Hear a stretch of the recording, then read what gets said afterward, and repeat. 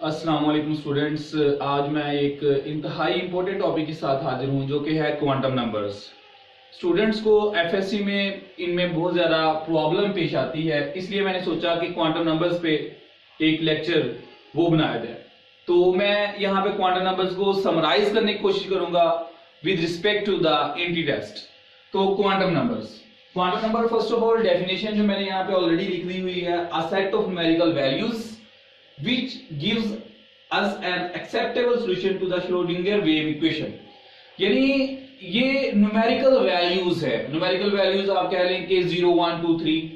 There are four types of quantum number: principal quantum number, azimuthal quantum number, magnetic quantum number and spin quantum number.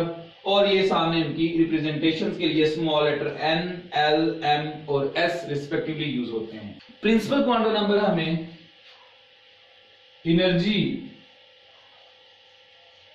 And distance of revolving electron के बारे में information provide करता है और इसकी value non zero positive integer होती है। और आपने याद रखना है कि एनर्जी कैसे प्रोवाइड करता है। एनर्जी के लिए हम नॉर्मली आप कह लें जो बोहर ने एटॉमिक मॉडल इंट्रोड्यूस करवाया था उसने एनर्जी कैलकुलेशन में जो फार्मूला हमें दिया -1313.31 over n square kilo joules per mole. जबकि अगर आप डिस्टेंस या रेडियस की बात करते हैं तो वो है 0.529 इंटू n स्क्वायर एंगस्ट्रॉम। तो ये दो फार्मूले हैं जिनके जरिए ये हमें एनर्जी और डिस्टेंस के बारे में इंफॉर्मेशन प्रोवाइड करता है। और n एक्चुअली इसके लिए टर्म हम शेल नंबर, एनर्जी लेवल या ऑर्बिट नंबर भी इस्तेमाल कर सकते हैं। और total number of electrons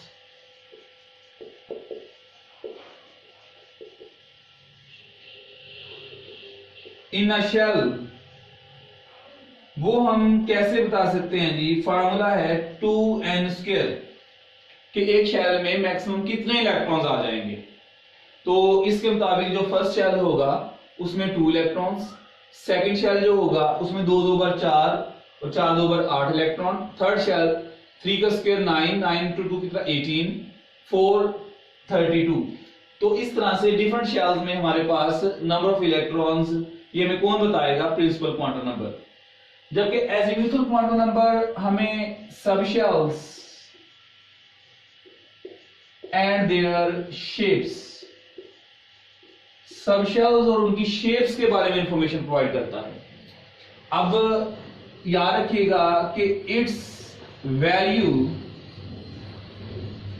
depends upon value of n।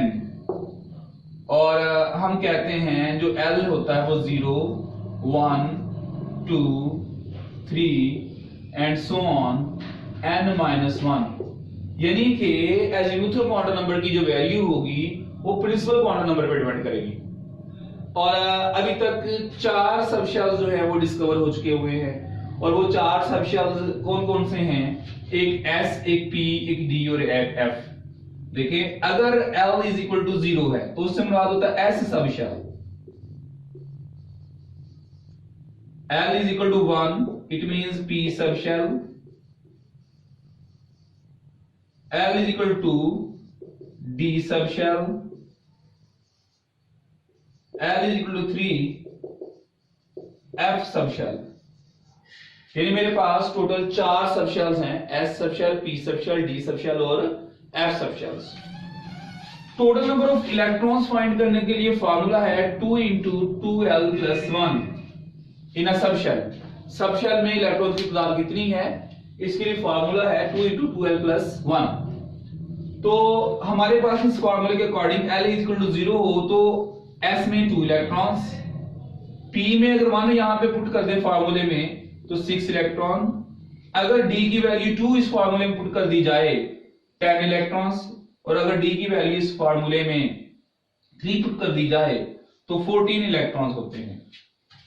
और उसके बाद हम बात करते हैं ये जो S P D F letters हैं, actually these are derived from spin, principal, diffused and fundamental. ये जो चार लेटर्स हैं, चार वर्ड से डिराइव हुए हैं। एस स्पिन से, पी प्रिंसिपल, डी डिफ्यूज्ड और एफ फंडामेंटल। इसके अलावा हम बात करते हैं कि जो एस, पी, डी और एफ इनकी शेप्स। एस की शेप स्फेरिकल, पी की शेप डम्बेल, डी की शेप जो होती है वो सासेज हम कहते हैं इसको, या डबल डम्बेल कह देते हैं, जबकि एफ जो होता है वो कॉम्प्लिकेटेड शेप रखता है। और अब हम इनमें इलेक्ट्रॉन की वैल्यूज पुट करते हैं, तो आप इसमें देख रहे हैं, अगर इन केस मेरे पास n इज इक्वल टू 1 है तो डेफिनेटली इसके लिए L की वैल्यू कितनी होगी, 0 होगी। अगर n इज इक्वल टू 2 है तो यहां पे जो L की वैल्यू होगी वो हमारे पास 0 भी हो सकती है और 1 भी हो सकती है। अगर n इज इक्वल टू 3 है तो जो L की वैल्यूज होंगी वो हमारे पास 0, 1 और 2 होंगी। अगर n इज इक्वल टू 4 है तो L की जो वैल्यूज हैं वो हमारे पास 0, 1, 2 और 3 होगी। अब यहां पे अगर मैं बात करूं, आप इस तरह से कह लें इनके नाम, तो आपने याद रखना है कि 0 से मुराद आपको पता S होता है, और इसमें S और P सब शैल आ जाएंगे। इसमें भी ये 0S, ये P और ये D, और इस केस में ये S, ये P, ये D और ये F सब शैल होगा। इनमें देखें S तो सबके अंदर आ रहा है, हम फर्क कैसे करें? आप इनके साथ इनका जो शेल नंबर है n की वैल्यू वो मेंशन कर दें। इसको आप 1s कह लें, इसको आप 2s 2p, इसको आप 3s 3p 3d, और ये 4s 4p 4d और 4f। तो ये हमारे पास क्या है जी, आप कह लें सब शेल्स। अब इनके अगर टोटल नंबर ऑफ इलेक्ट्रॉन्स की बात करें तो आपको पता है कि जो फर्स्ट शेल है 1s, इसमें 2 इलेक्ट्रॉन्स होंगे, 2s में भी 2 इलेक्ट्रॉन, 2p में 6 इलेक्ट्रॉन, इस तरह टोटल मेरे पास कितने हो गए 8 इलेक्ट्रॉन्स। जबकि यहां पे बात करें ये 2 इलेक्ट्रॉन्स, ये 6 इलेक्ट्रॉन्स, ये 10 इलेक्ट्रॉन्स, टोटल कितने हो गए 18 इलेक्ट्रॉन्स। ये 2, ये 6, ये 10 और f में 14, और टोटल कितने होते हैं जी ये 32 इलेक्ट्रॉन्स। तो आप अब ऑब्जर्व कर सकते हैं ये जो नंबर ऑफ इलेक्ट्रॉन्स पुट किए गए हैं ये हमारे पास जो आप कह 2n² था उस फार्मूले के अकॉर्डिंग, जबकि सब शेल में जो इलेक्ट्रॉन्स पुट किए गए हैं वो 2 × 2l + 1 के फार्मूले के अकॉर्डिंग पुट किए गए।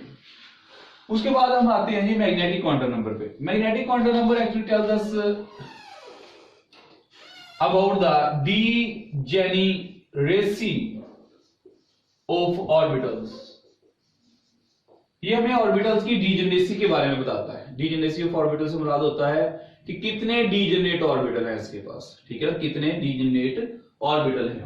तो डीजेनरेट ऑर्बिटल होता है actually orbitals having the same energy but different orientation, same energy but different orientation.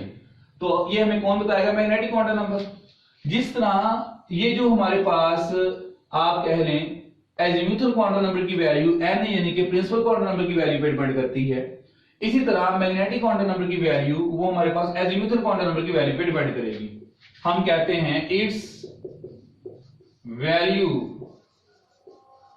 Depends upon value of L।